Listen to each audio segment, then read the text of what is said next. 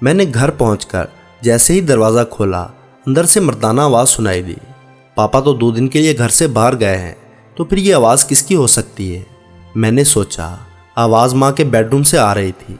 मैंने बेचैनी से माँ के बेडरूम की तरफ कदम बढ़ाए और दरवाजे के सुराख से अंदर झांका। वहाँ का मंजर देखकर मैं दंग रह गई। मेरा नाम मारिया है। मेरी उम्र 14 साल है। मेरे खूबसूरत नक्शो नैन और कंधों तक लंबे बाल हमेशा सबकी तवज्जो का मरकज़ रहे हैं।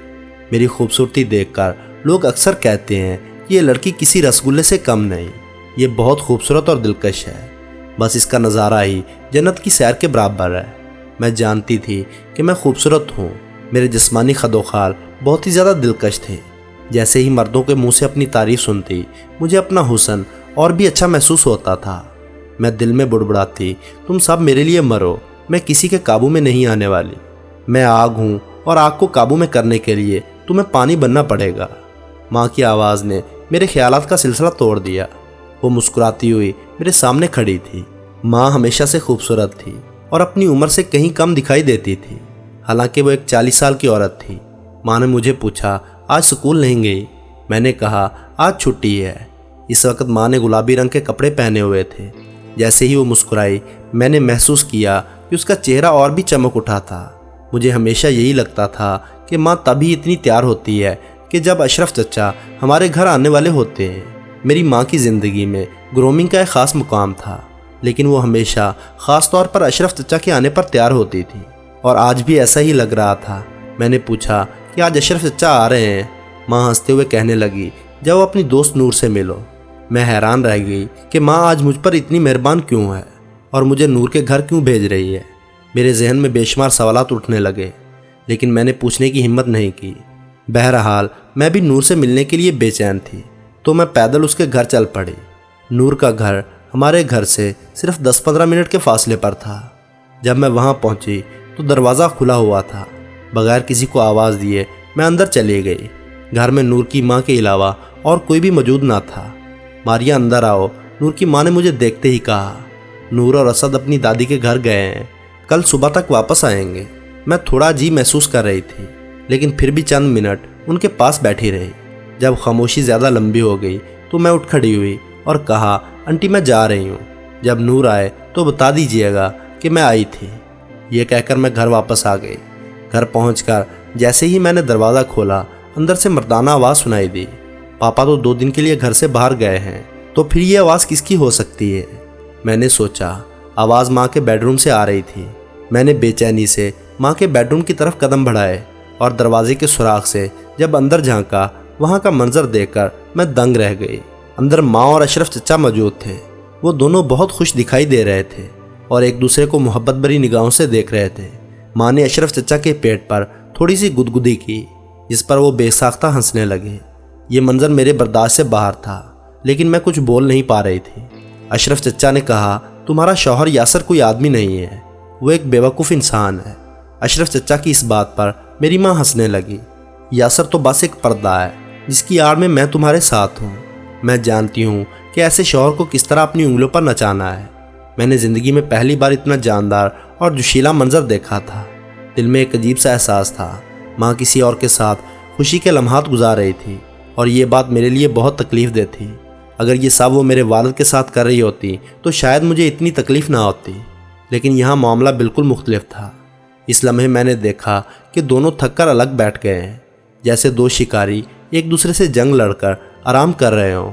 माँ ने हाथ का इशारा किया और कहा, यहाँ मेरे पास आओ। यासर चचा उठकर जाने लगे, लेकिन माँ ने उनका हाथ पकड़कर कहा, क्यों, क्या हुआ? दिल भर गया है? अभी रुक जाओ, मारिया आ गई तो मुश्किल हो जाएगी। यासर चचा ने थके हुए लहजे में कहा, ठीक है, अब बस करो, कहीं मारिया वापस ना आ जाए। माँ ने कहा, मारिया तो अपनी दोस्त के घर गई है, वो अभी वापस नहीं आएगी। लेकिन मैंने ये बात सुन ली थी और मेरे जिस्म में एक सर्द लहर दौड़ गई। मैं फ़ौरन अपने कमरे की तरफ भागी और बिस्तर पर गिर गई। दिल में अजीब सा गुस्सा और उलझन थी। मैंने खुद को संभाला और सोचा कि माँ की ज़िंदगी उनकी अपनी है, वो जो चाहे करें।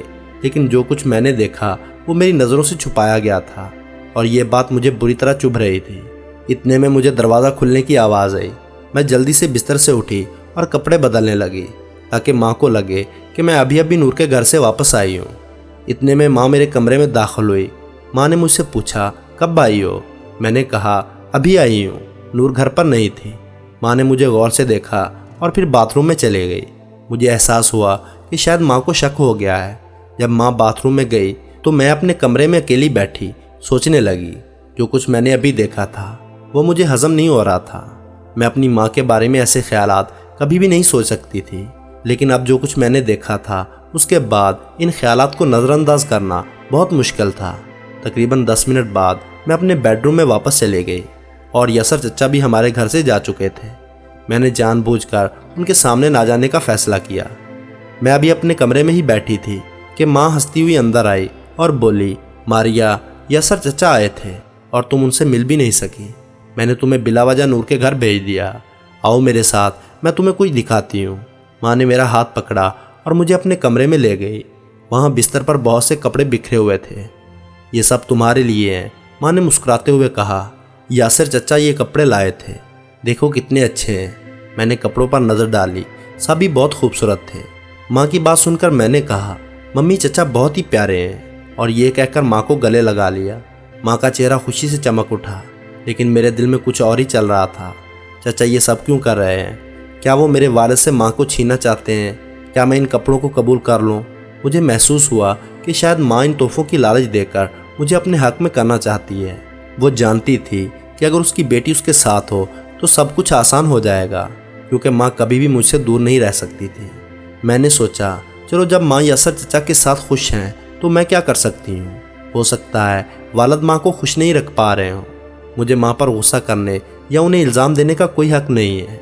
ये सोचते हुए मैं हंस पड़ी और अपनी अम्मी से कहा, चचा वाकई औरतों के फैशन की समझ रखते हैं, ये कपड़े बहुत ही खूबसूरत हैं।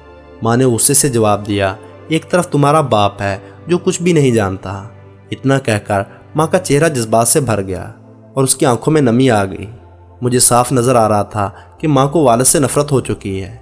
मैंने माँ का हाथ पकड़ा और कहा, मम्मी मैं आपके साथ हूँ, क्यों खुद को उदास करती हैं? पापा को अपनी ज़िंदगी जीने देते हैं और हम अपनी ज़िंदगी जीते हैं। माँ ने मुझे गले लगा लिया। मुझे अंदाज़ा नहीं था कि जब मियाँ बीवी अपनी ज़िंदगियों में अलग अलग हो जाते हैं तो उनके बच्चे किस करब से गुजरते हैं। मैंने सोचना शुरू किया कि जब वालिद काम के सिलसिले में बाहर जाते हैं तो वो क्या करते हैं। शायद उनका भी किसी और से ताल्लुक़ हो, लेकिन मैं नहीं जानती। अब मैं सिर्फ अपनी माँ को ही गलत क्यों समझूं? वालिद भी शायद कसूरवार हो। इस ख्याल ने मेरे दिल में एक नया सवाल पैदा कर दिया और मैं खामोशी से अपने कमरे में वापस चले गई।